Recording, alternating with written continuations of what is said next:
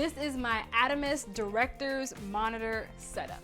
I'm Christine, a DP based in Brooklyn, New York. In previous videos, we talked about the monitoring features on the Atomos Ninja TX and all the features that are packed into this, being able to upload directly to the cloud, NDI, recording to an SSD. This does it all. So today I'm sharing with you one of my go-to setups that I use so that the producer or the director can monitor what I'm shooting. So without further ado, let's get into it. So whenever I'm on set, I like to travel as light as possible. I like for my setups to be as portable as possible, and I like for my setups to be as efficient and effective as possible. So one thing that I always do is set up a director's monitor for the director / the producer. For a lot of the one-woman band shoots that I'm on, I show up to set as myself, the only woman, the only person, and I do camera, I do lighting, and I do sound.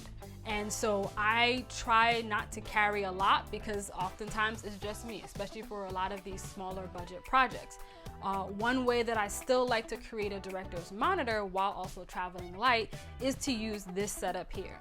So let me break down what is actually going on so that you can hopefully take some components from this or take what is useful for your specific setup. All right, so let's do the camera breakdown first. For the B camera, we have the Sony FX30 with a 90mm G Master lens. Of course, on top, we have the Atomos Ninja TX. I have an HDMI running from the camera into the Atomos, and then I have an HDMI out running into the Atomos transmitter right here. The Atomos is being powered via USB-C from this V-mount battery right here, and I have an NPF battery powering the transmitter right here. Now for the A cam, we have the Sony FX3, which is my go-to camera. I love this camera. We have the Atomos Ninja TX on top, and behind it we have the Ninja phone. This is sending a feed directly to the first iPad. So let's just take a quick look at what's going on here. All right, so on the back of the Atomos, I've mounted the Atomos Ninja phone. This device is primarily used to make your cell phone or mobile device become a monitor, if you will. In a previous video, we covered the Ninja phone and some applications for it. So I'm actually powering the Ninja phone and the Atomos using a dummy battery in the middle. And so it's going from HDMI out to the camera to the Atomos, then HDMI out of the Atomos to HDMI in on the Ninja phone. That USB-C cable is then going directly into the iPad, and I'm able to view it on the app, the Mavis app. So in the application, I can of course see whatever my A cam is seeing, very, very minimal delay, if any. And from here, I can also record directly to the iPad if I need to send any clips to a team that needs to approve the frame. I can just take a quick video, boom, put that in my email, send it off one time, which I really, really love. Now, how am I getting a feed to this second iPad? Well, what's great about this Atomos transmitter right here is that not only does it send it to the actual receiver, but it also can send it to an iOS device via the RX app. So the app is called RX. Open that up and we see the feed there. For monitoring audio, I have the Studio Sonic headphones. These are really, really comfy. I love these.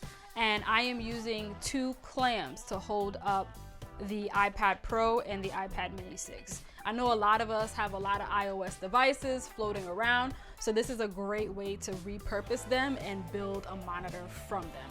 So what's great about this particular setup and the placement is you can set up a chair for your producer. They can literally sit right here. They can see both the angles and talk to the talent. They're on the right side of the cameras, and it's just a great way that doesn't take up any extra floor space. There aren't a bunch of cables rolling around. It's a really simple way for that person to sit here, be confident in the shot that they have, approve it, talk to the subject, go back here, seeing if they're getting the emotion that they want, the look that they want. They can give me feedback directly right here. I can make the adjustments as needed. And I find this setup to be really, really productive, really, really helpful, really, really portable and light and efficient, no crazy cables. And this setup travels with the camera. So if I were to move a cam to a different spot, the whole setup moves with it, which is clutch. I don't have to worry about moving a ton of light stands. Now, this isn't to say you shouldn't have a much larger monitor on set for your focus pillar or what have you. Those things are important, but this setup is more for run and gun shoots. This is more for smaller productions. This is what I use for a lot of my interview setups. So in that context, I think something like this is perfect.